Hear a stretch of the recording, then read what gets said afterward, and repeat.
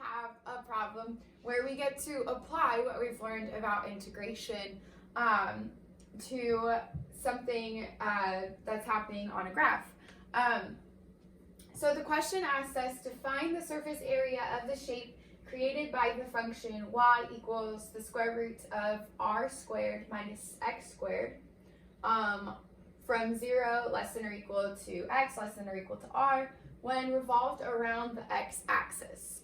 So the book gives you formulas for these things, but before we jump straight to just picking up a formula and plugging things in, we need to understand what's happening because that can affect whether or not we actually can use the formula and where things go in the formula.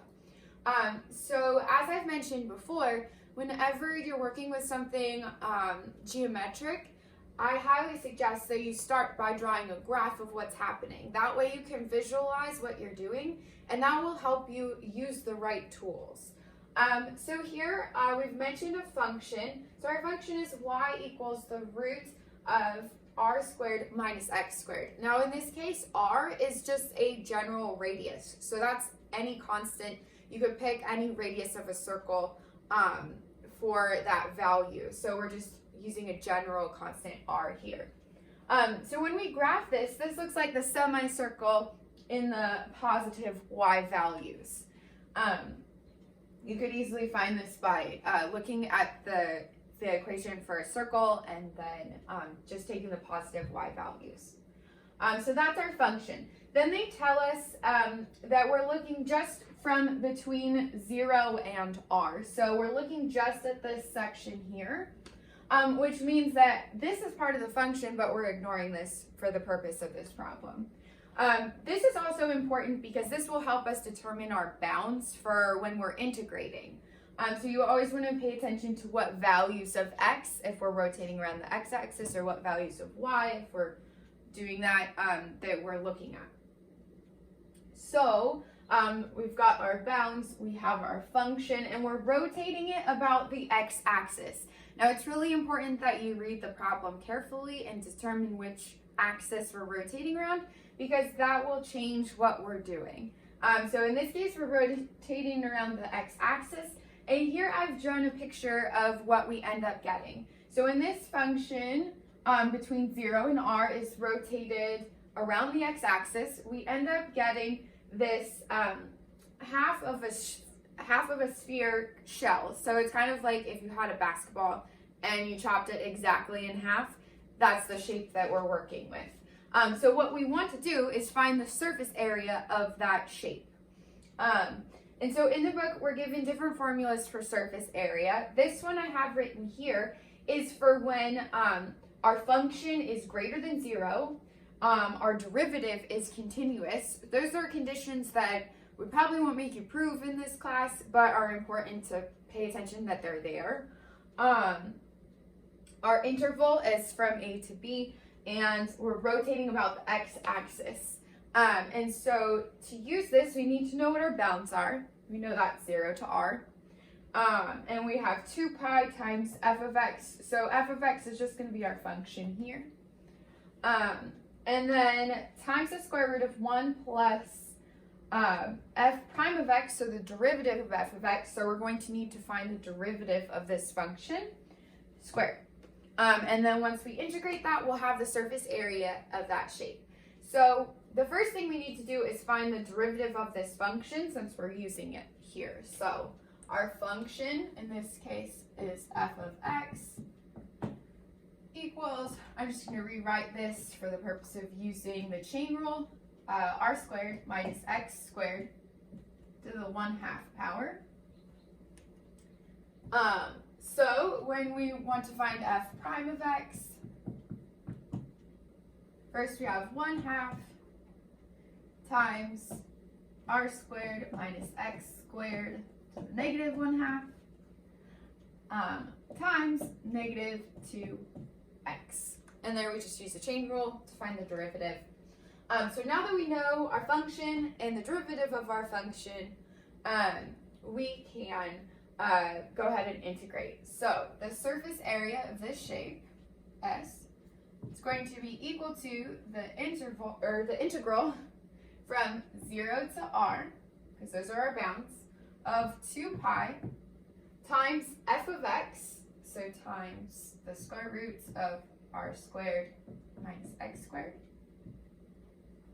times the square root of 1 plus, and I'm going to rewrite this so that it's a little easier to look at, and we've got negative x over the square root of r squared minus x squared squared dx. All right, so now all we have to do is integrate this, but this was sort of a mess, so we need to do some algebraic simplification. So we've got s equals the integral from 0 to r. We can also pull out this 2 pi since it's a constant of the square root of r squared minus x squared times the square root of 1 plus, and now when I square this, I get x squared over r squared minus x squared dx.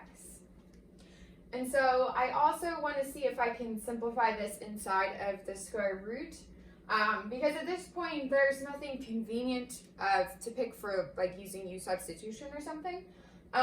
So we want to see if we can algebraically get rid of this mess. So if we were to add 1 to this, it's as if we're adding r squared minus x squared, so the minus x squared and the x squared are going to eliminate. And so what we end up with is the integral of from 0 to r of the square root of r squared minus x squared times, and here we're going to end up getting r over the square root of r squared minus x squared dx. And I skipped a few steps here in the simplification. Hopefully you can pause the video and work that out on your own if you doubt my algebra.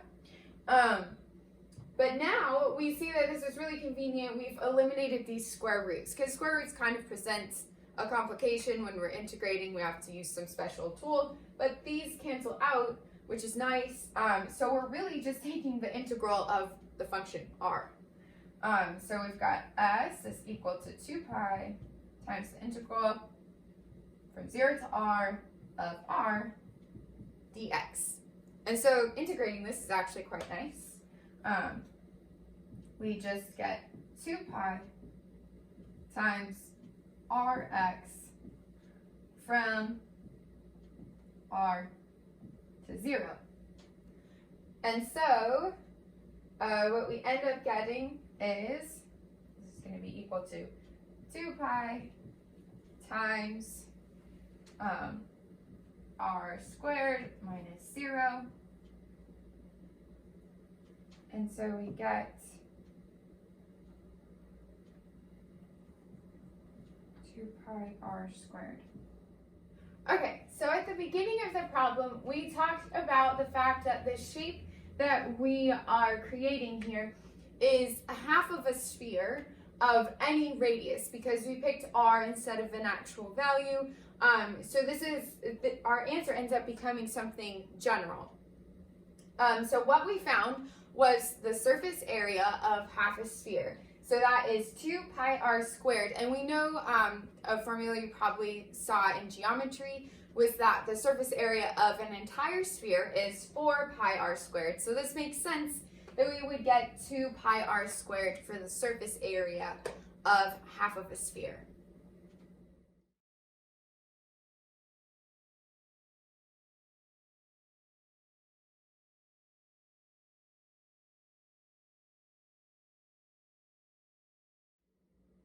Okay, I've set it down and now I'll pause. So